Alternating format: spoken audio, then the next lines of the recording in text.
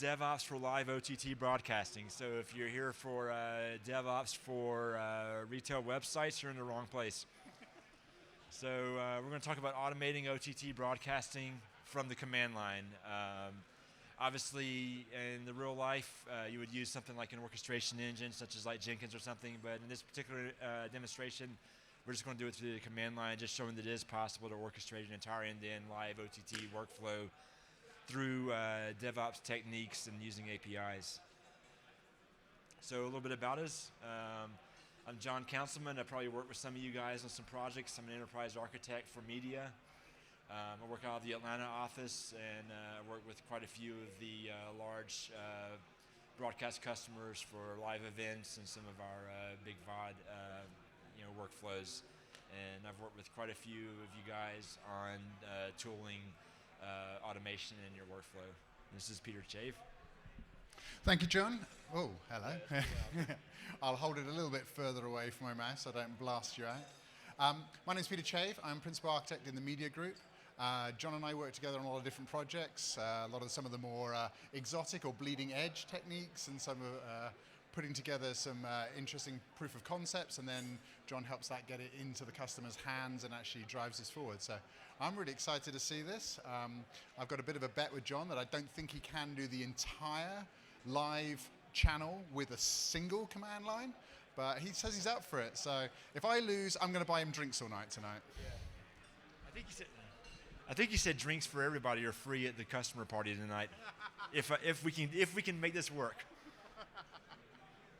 So Peter hopes it doesn't work. All right, so DevOps, again, not just for web apps. Every time I do a presentation on DevOps, it's always for like a retail partner or something like that, or it's somebody that's already using DevOps, and we're talking about how to tool Akamai into their workflow. And I work with a lot of media customers, and I can only think of maybe one or two that has any sort of automation. And usually it's just like cloning configurations. What I've done in the past is we'll have like a golden configuration that has all of our best practices in it, and we'll use Akamai CLI or maybe a custom Python script, clone the configuration to, so we don't introduce like typos and human error into the workflow.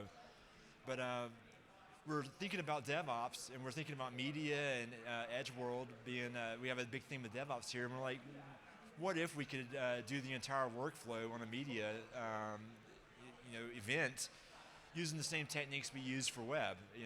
Web, typically they have like an AWS origin or an Azure origin. You'll have databases and all that, and you can integrate it into Jenkins or any kind of orchestration engine and automate the entire thing. And maybe you have a developer, they can spin up their whole workflow for testing. And wouldn't it be great if on media you could do the same thing? Like if I wanted to do a test before an event, I don't have to test on the production workflow. I could just spin up my own workflow using the same live origin settings, using the same property settings as production, and even just configure my own encoder, do an entire broadcast from my laptop using FFmpeg or Flash Media Live Encoder, whatever you want to use, and just do a proof of concept myself before we go live. So that's what we're going to try to simulate and see if it'll work. So typical media workflow, most of you are probably familiar. There's an encoder, obviously, because we have to encode our content. So you have to go in and configure the encoder. Most of the time when I see somebody configuring an encoder, it's going through a GUI, pointing and clicking. I want all these renditions. I want a 1080p. I want a 480. I want a audio only. These are my publication points for Akamai. So there's usually a lot of pointing and clicking. There's a lot of things that can go wrong, especially with HLS. Your segment size, do I want time metadata? Do I want all this stuff? There's a lot of decisions to make. But what if we were able to have like best practices for all of our events, like saved in source control, and then the only thing we have to change is the Akamai endpoint, and we're going to show how that works. Also the origin, in our case with Akamai, it's a live origin. There's also settings for that you have to configure for every event, such as like archive settings. Do we want to use a 30-day archive? Do we want to support live divide on our archive? Do we even want an archive at all? These are decisions that you have to make for a live event. And we could have best practices, again, saved in source control that we can just key off of and just change what changes for each event. So we're going to show you how that works. And then the CDN delivery, which is just your edge property. There's also best practices for that. I work with a lot of customers, and we come up with quite a bit of advanced metadata that's required for specific use cases. And instead of having to type it in for each use case, we can just use custom behaviors that you probably learned about here. And we can just call it a name, and we can clone it and then reuse it quite a bit. So we're going to show you how that works. Then obviously at the end, it's just starting the entire workflow. You want to start the encoder up, and we want to publish content to it. So that's your typical media workflow, and I've got the nice DevOps circle on the left. My manager always tells me whenever I do DevOps, whenever I do a DevOps presentation, don't put that DevOps cloud in because it's way overused, but I did anyway, so I'm sorry, Eugene. So what do we need? So what do we need? Well, obviously we need an encoder. Typically, we have Harmonic over here. AWS, Elemental has their encoder. Azure has an encoder. There's plenty of encoder vendors out there. No, excuse me. There's plenty of encoder vendors out there, and they all have their own APIs. Same with the web workflow. You have an origin server. It might be on Azure. It might be on Google. It might be on Amazon. They all have their own APIs, but they all can be automated. So we have an encoder in the workflow. We'll use vendor APIs to spin that up.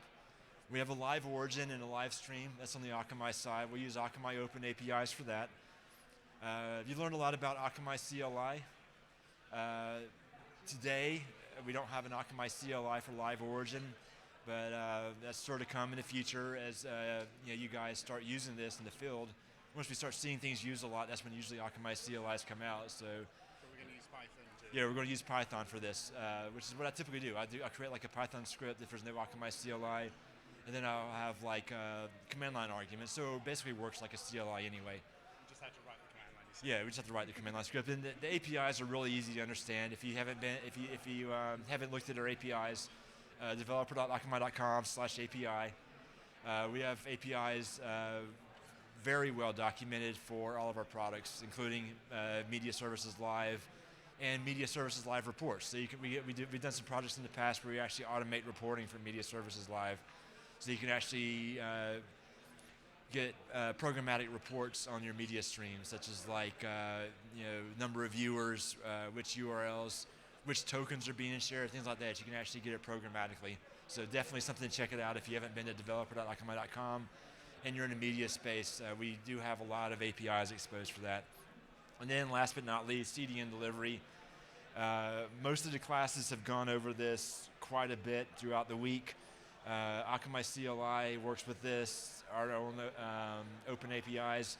This is just Akamai property. So this is the same as if you were doing a website or media site. Instead of having Ion, you'd have AMD, but the Akamai CLI and the open APIs work exactly the same as if it were Ion. You just have different features. All right, requirements. For this demo, we're going to use a cloud encoder just because we didn't want to log a full hardware encoder on the stage to do a demonstration. And we're going to use AWS, Azure Media Live in the cloud for this demo. Nothing says you have to use AWS Media Live. It's just what we chose because I was using it for a previous project. The customer was using it, and I was familiar with the APIs already, and already had something ready. You can use Azure. You can use your own hardware encoders. They all have APIs available. We're going to use Media Services Live 4. Excuse me. Using the Live Origin, and we're going to use AMD. A lot of you guys probably use your own origin. There's no reason why you couldn't do that as well. And we're going to, we need to spin up API access, and we're going to show how this might be saved in source control as well. So you can kind of keep best practices stored and use source control to manage it. All right, now the fun part, the demo. Okay. Live demos on stage, always fun. So here, I'll hand it over to Peter. So I'm going to narrate because you're going to need both hands for this, I believe. Yes, so, both hands. So in the order of operations, we need to set up the origin first because we need to be able to tell the encoder where to send the stream, and we also need to tell the property where to get the content from. So the keystone in our bridge to get our content from source all the way to delivery is we have to make that origin exist first. So the very first thing we're going to do in the script is set up the live origin. Yes. Why don't we we go through the whole order. Oh, okay. Yeah. So we'll go through we'll set up the live origin, then we're going to set up a stream on MSL so that we have a hook for the encoder to hit. Once we get the stream ID, we'll then have the key information we need to go and then set up the encoder because it will know where to send the traffic to. Once the origin exists, we'll know where to point the AMD delivery account to. We'll then have to wait for that to propagate. We're then going to start the encoder, and then we're going to hopefully see the output. Yes. And the fun part. Oh, and of course. Fun part. Nothing would be more complete than having a Slack notification to tell us that we're all done and give us all the information we need to go off and get that set up and start streaming to. Right, because who uses email? Yes. Email's so 1990. Wait, why don't I just send a page to your page room when we're done? Do that. All right, we can talk about it. MSL architecture, yeah. So the MSL architecture, just briefly, is you have an ingest server, which is where the content is sent to from the encoder. In this case, it's going to be my laptop is going to be providing, in this case, it's going to be AWS Media Live is going to be the encoder sending it to us. So you're the camera. Yes. So I'm the camera, which is down here. We're going to send it to AWS Media Live. Media Live will then send it to our ingest server. The ingest server will then push it onto the origin, or XBC, and then the delivery will pull that from the origin and push it out on demand as you request the stream. So the first thing we're going to build is build that origin. So. All right. Okay, for the live origin, again, I mentioned before, we do not have an Akamai CLI today for the media products, for live origin creation and for live stream creation. Hopefully that changes soon when you guys start requesting it and using this stuff. So, +1, yes. So for this, some prerequisites to use the Live Origin API is the HTTP IE library. It's basically a souped up version of curl that you can extend. We'll need the Akamai HTTP IE Edge Grid library. This signs the request using our authentication scheme so that we can actually authenticate against our API endpoints. Excuse me. And we also need the JQ JSON parser, which is basically just it's basically grep for JSON. So it just allows you to, when you make requests to our API, it allows you to pick out just the pieces that you want, just to allow you to kind of fine tune what you're displaying on the screen. And we need Akamai API access to Media Services Live and AMD on our contract. And optionally, we need Python. I'm using Python 2. There's no reason you couldn't use Python 3. So to create a live origin, the way I got all this is I went to the developer.akamai.com and I looked at the documentation to create a live origin. And it's basically a post command. And we're sending this JSON body right here to create the live origin. It's everything that you would normally type in Luna, you would enter into the JSON request. So I'm saying which encoder zone I want to use. So if I were doing a broadcast in the US and maybe some users are in Europe, I would choose a encoder zone of US East and a backup encoder zone of Europe. So depending on your use case, this might change, and we can make these variables that we would use in our workflow. We need a CP code. I'm reusing one. In our case, I'm reusing one, but if you have a specific one you want to use, you would enter that here. You would need your host name, which would normally be like your channel name or something like that, and your contract ID, which is specific to each customer. And basically what we're doing is we're just, in this case, we're using HTTP IE. So we would just send this JSON. So we're exporting this JSON, and we're sending it to HTTP IE, which is the HTTP command runs it. And we're saying we want to use the auth type of Edge Grid, which is the Akamai facility for signing our requests. And in this case, this is a variable. This is the section of our credentials file that we want to use to authenticate against. If you have multiple accounts, you would normally enter this in here. If you have a single account, it would default to something. We're doing a post command to config Media Live and MSL origins and origins. So sending this payload would actually create a live origin on the fly, and we're expecting a 2.0x response on success. And obviously, if you get something other than that, might be something wrong. Your origin exists, something like that. And then we're going to create a live stream. Works very similar. You just create the JSON body with the format of the stream, the allowed encoder IPs, the encoder zones from over here, emails, notification emails when it's completed, and some archive information.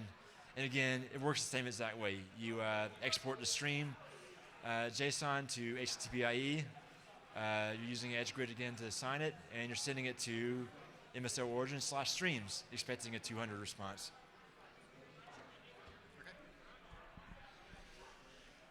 So now we're going to switch to the real work. Do you want to slide that across, actually, so folks can see it?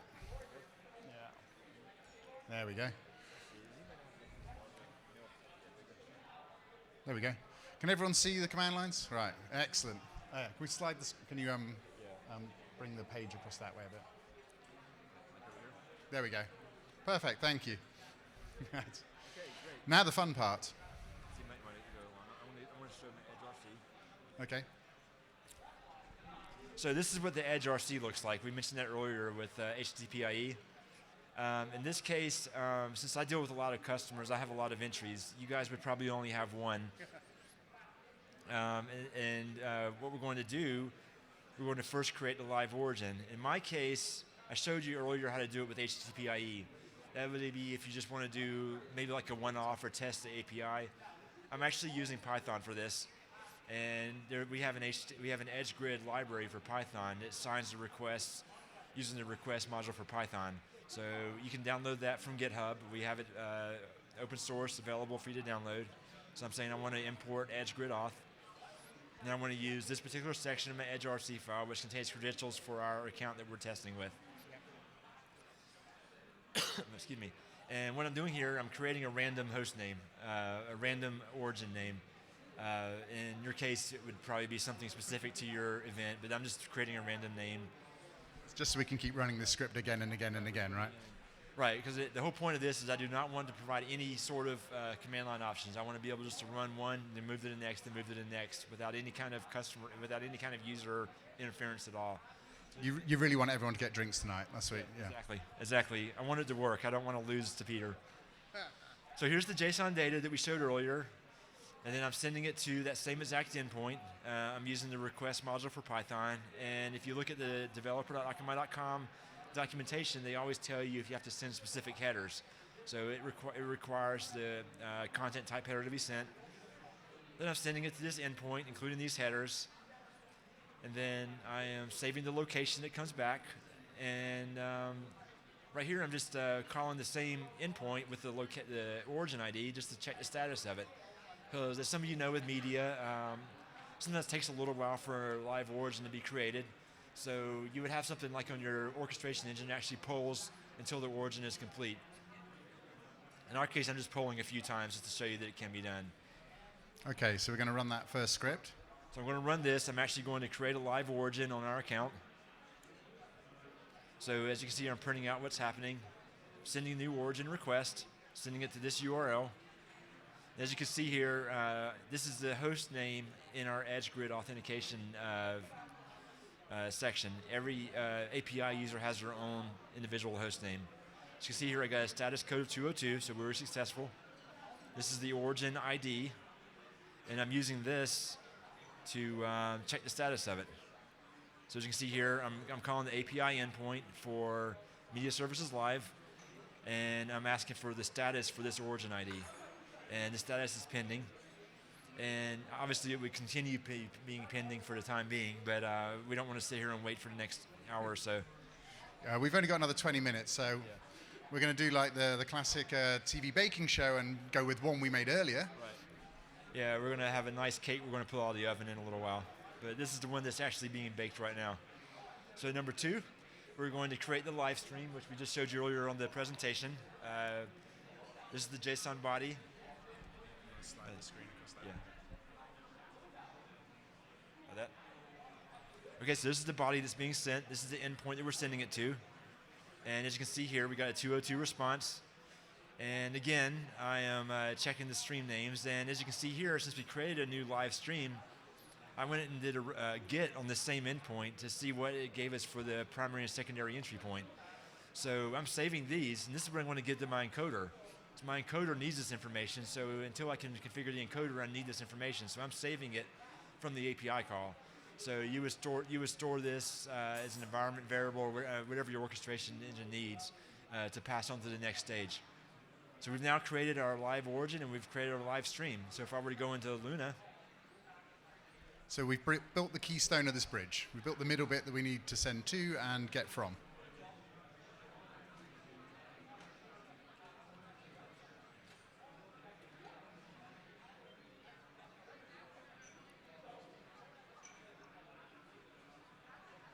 Okay, and we're going into our stream now. And as you can see here, here's the live stream that we just created. It's in pending state. So I was calling the exact same call that Luna is calling that prints it on the screen. So Luna's calling these APIs in the back end, so it's going to echo whatever I see on the API. So I show pending down here, Luna's showing pending right here. So this is the stream that I just created. As you can see, it has the same information that I just sent over the API. It's allowing IP 1234, 1234, US East, Europe. So it's the same thing I just did through the API. Origin host names. It's in here. We're going to move on. It's in here being under progress. This is the one right here we just created. All right. So excellent. What are we going to do next? We're going to do the encoder next? Completed. Okay. Yes, excellent. All right. Okay, so next. We've created a live origin. As you can see earlier, we got the actual entry points that we need. So that's something that the encoder really would like to have. So we're going to configure the encoder and give it those entry point locations. Okay, again, for this demo, we're going to use AWS Media Live for under Azure Media Services. You can really use anything. As long as your encoder has an API entry point, you can use it. And there are multiple products. Media Live is one, right. Media Services is another. Yeah. There are multiple clouds as well as kind of vendors on clouds as well as hardware on-prem. All of them have an API. All of them can be automated in the same way. Right, so again, AWS Media Live is not technically a qualified encoder, but there's no reason why it won't work. Below, this is an actual hardware-based elemental encoder that I just did a screen grab from in our lab. So as you can see here, even if it's not in the cloud, everybody exposes APIs that you can use. So in the case of here, if you wanted to create a new live event on a hardware-based elemental encoder, you just do post to /live events, and it works basically the same way. So the whole purpose of DevOps and orchestration engines is you can pick and choose pieces that you want to use. You can say this is my encoder, just like you would on a website. You say I want to use this origin instead of this origin. You can pull out pieces as you need to. So again, we're using AWS Media Live for this particular one. And the prerequisites for this demo is the AWS CLI. We're using their CLI for this. So we're just calling it, they have a CLI very similar to Akamai CLI, where you can just say AWS Media Live, and then pass it a JSON configuration schema, and then it's going to spin up a new live event. So in this case, they require two steps. They need an input, which is what we actually will send our video to in a minute. So this actually accepts the input and sends it over to be encoded. So the inputs on AWS could be an HLS stream, it could be an RTMP stream, which we're going to use for this demo, or it could just be just a static file that it plays over and over again as if it were live. So in this case, if we were going to use an MP4 file, you would pass it in the type, and then the name, and then the sources. And then we're actually going to use an RTMP entry point. So in the case of here, the entry points would be, this actually creates the live, the Akamai entry points. So we're going to show that in a minute. So this is the input for the... Right, this is the input. Okay, sorry, let me go back. Yeah, this is the configuration here for the actual channel on the AWS Media Live. There's actually pages and pages of JSON to make it happen. I forgot that these are the only items in the JSON that need to be edited. You need to change the Akamai ingest point to the ones that we received earlier, and you need to change the input attachment. So we created an input here, and then we need to change the input that that's attached to, and then obviously we need to just give it a name. So there's probably hundreds of lines in this JSON because you have different renditions of that. You have different variants of the HLS stream. You have all the segment sizes and all that. So it's quite large configuration JSON, but the only thing that really needs to be changed on your orchestration engine are these lines here. So it's actually fairly simple. So I'm going to hand it back to Peter while I show how this works. So you can have an encoder golden config. So I've got my 8 HLS profiles, I've got my different audio renditions mapped, my subtitles. That can all be part of a pre-built preset, and then all we're going to do is edit A, where the content's going to get into that configuration, and B, where it's going to leave to as it gets to Akamai. So much like we did with MSL, we had to build an origin and then put a stream on it. Here we have to build an input and then put attach a channel to that input. So this is what I'm actually doing. I'm just using their command line tools to create an input, and then I'm going to return the publication URLs that they provide us once we create the input. So that's step 3, create encoder input. As you can see here, I've got a new input ID. Again, bring this corner up here so people can see. Okay, so I have a new input ID, and we're using RTMP here just for simplicity. And these are my entry point URLs. This is returned from the AWS API. And if I log into their console and go to inputs, as you can see here, it's created, but it's not attached to a channel yet. So as you can see here, these are the entry points, and we're using the API to actually return it. Okay. Next, I mentioned the JSON. So that would be the new encoder config. So the actual... That's quite a lot of settings there, John. Right. As I mentioned before, in the past, what I see people do is they will actually go through their encoder and manually add all these settings. This is a lot of settings. I'm going to make a mistake if I try and do that manually, aren't I? You will. So again, I mentioned on the previous slide, the only thing that needs to be changed are like 5 settings. If you have this golden configuration, this would be stored in source control. And I have things called placeholders. This kind of looks like our wallpaper that we've got on the booth around here. Yes, it does.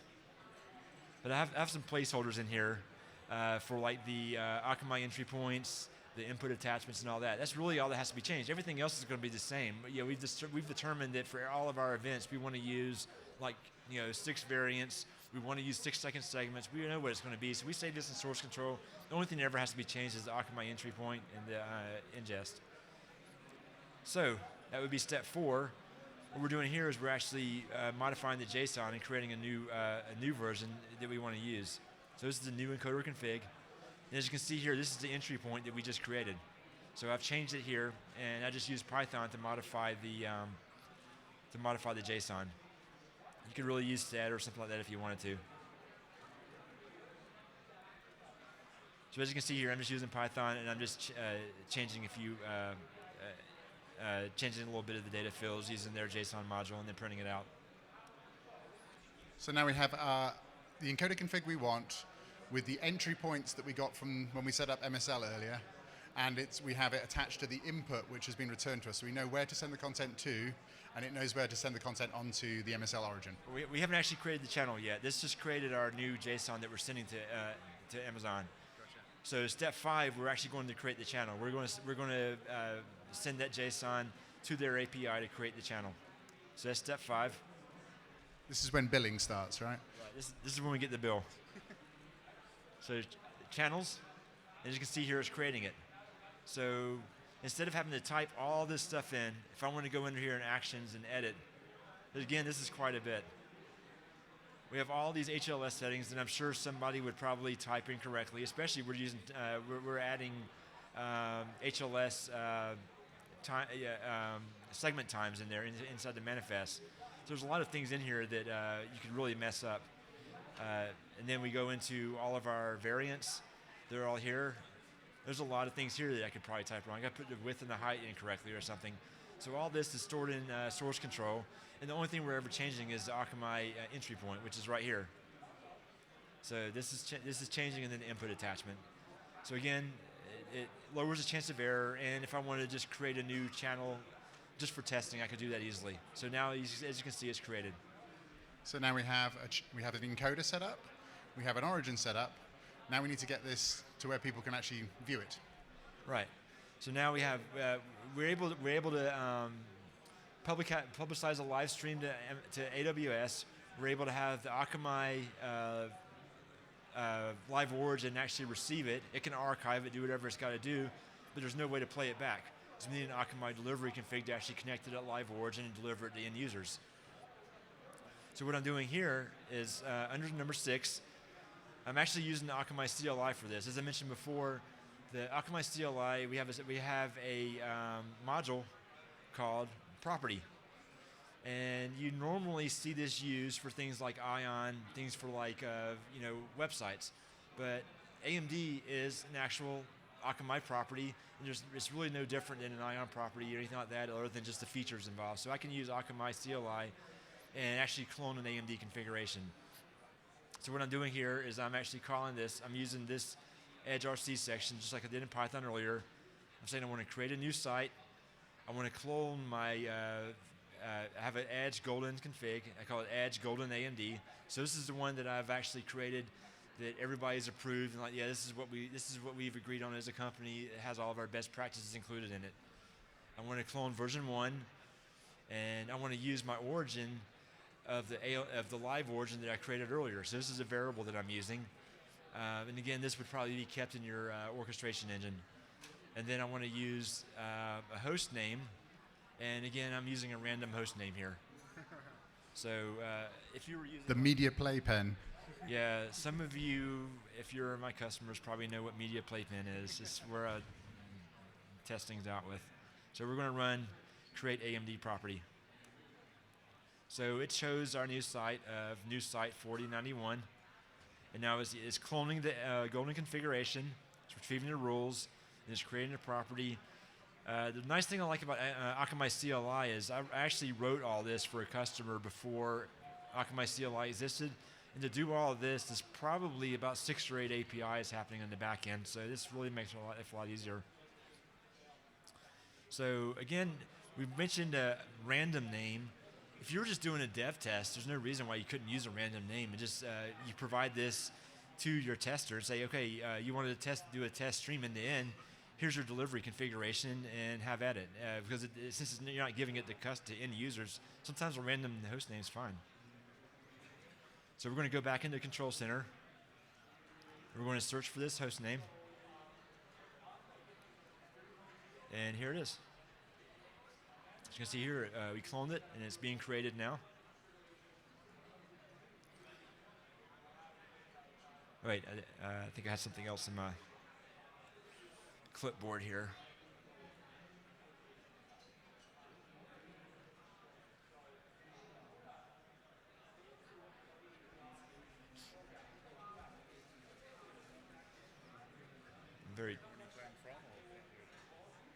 I can just do an Akamai property retrieve.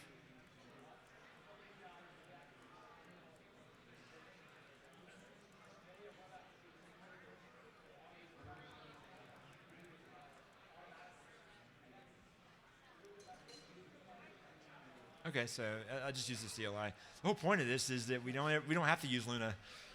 So I was having problems searching for it in Luna. If it would have shown up, it would have been there. I probably have to refresh my page because it's new. But the whole point of all of this with DevOps is I don't have to use Luna. I don't have to log into the encoder. So again, here's the property. And actually, we probably need to move on. Yeah, so now we have the encoder, the origin, and a property to deliver from. Okay, so this is completed. The AMD site, we just did this. We used Akamai CLI for that. Again, we pulled the golden configuration and we cloned it. And we modified it with it. And we're good. All right, so next thing we need to do, I use media playpen, right? So this would follow a lot of ways that you're doing it. If you're like, if you have your own custom domain, you probably want to do the Akamai DNS entry to add the CNAME. So I'm going to do that. Again, this isn't on Akamai. I'm using DigitalOcean. They have APIs as well. So you can use your DNS provider, your own local DNS. As long as it has an API, you can add a DNS entry. So I'm pointing my new site to the Akamai's host name. So I'm adding the seed name. And I want to test it, propagated.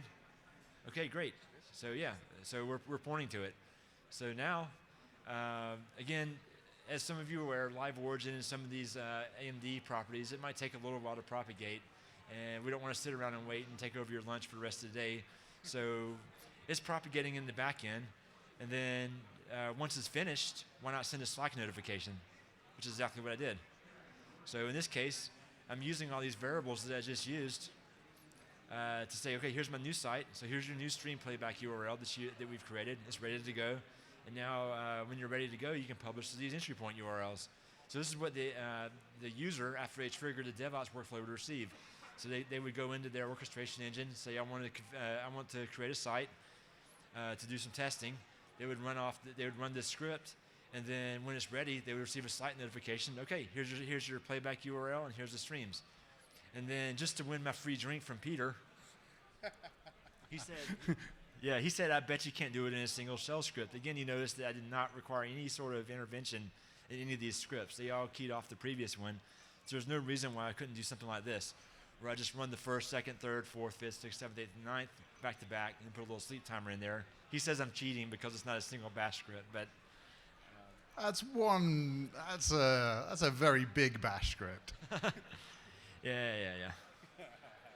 All right, so this is the cooking show. We're going to pull out the completed cake, so to speak. We used the same workflow last week and created the full end-to-end workflow where the live origins and everything is already propagated. So we're going to use that same exact workflow once it's complete and show you what it would actually look like. I can move this out of the way. I'm done with this. Okay. You need the HDMI? In a second, yeah. Let's make sure I got this up and running. So I'll grab the HDMI from you.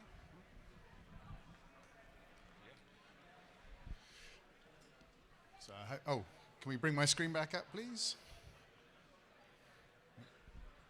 There we go. So we needed to send an RTMP stream up to the cloud encoder. So I'm just going to use OBS. And I couldn't think of any better content to use than you. So you're all about to be live. So all we did is we went in here and we basically, nope. I just hit exit. I hope it saved my settings, otherwise we could be in trouble here. Thankfully it did restore. So under the stream options in here, this is the RTMP that came back from that Slack message. So I just went in, punched that in. The key idea is obviously demo for this because it's just a straight demo. So when I hit go live, start streaming. Hopefully I get a green square. Come on. I love live demos, don't you? Oh, they're great. Yes. Especially when the button disappears. Where's the button gone? Okay. Promise it worked an hour ago. Yeah, it was working fine an hour ago. Right. Did I open two OBSs? No. I think I've locked up my computer. Dear. Force quit. Yeah, I think we're going to have to do that. Application not responding. Isn't that wonderful? Yeah. So we didn't prepare this earlier, as you can see.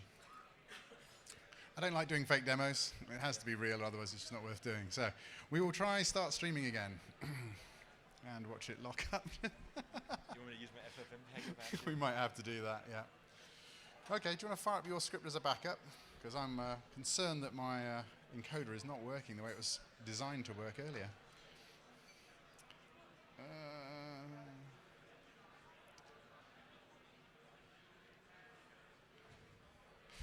Let's switch to your backup encoder. We're just going to do it off the webcam on yours then. Okay. Oink. Grab that out of there. I will put this down here for a second. I'm not quite sure what happened there.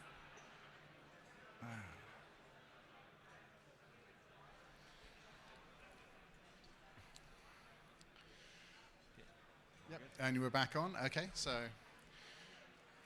instead of using OBS, which obviously is having a little issue right now, we're just going to go with the classic old FFmpeg script, which is going to grab your webcam, I believe. Yep. And we're going to send that out, and then hopefully I'll be able to tune into the stream. I need the IPs. Oh, sorry, yes. Okay. 1 minute. 1 minute to go. We can do this.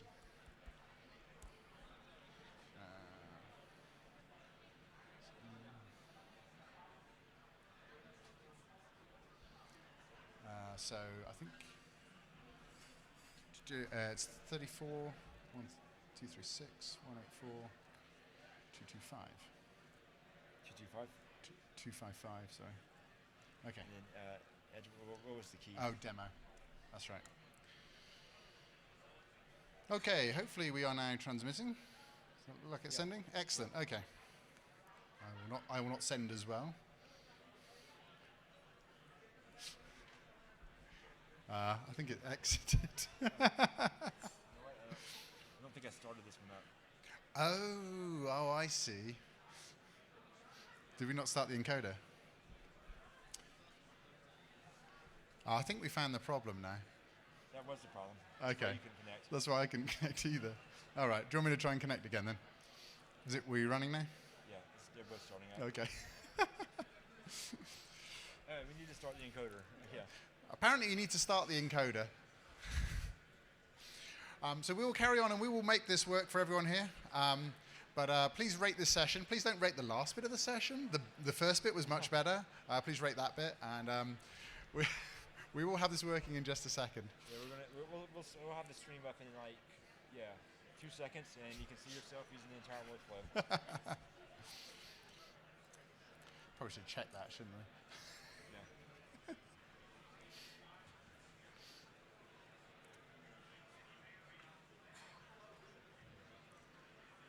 So I think you've won the bet, so everyone's safe. I'm not going to hold that against you. As the first one's up, so we should be able to hit streaming. I don't remember which one was which. So no, we'll start both.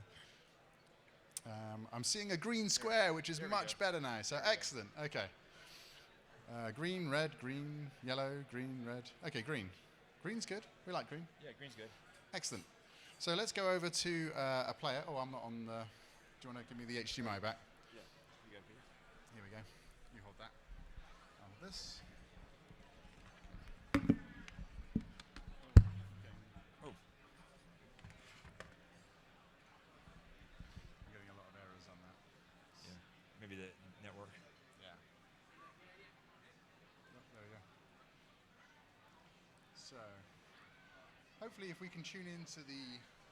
Yep, okay, that came up, that's good. So we're going to go and punch that in over here. That one. And hopefully... Oh, there it is. There we go, hooray! Yay. Thank you very much. So, like and subscribe. Please rate us in the app. And remember that we did get the demo working in the end. We just forgot to start the encoder. So, free drinks at the party tonight. Absolutely. Thank you very much. Thank you for coming.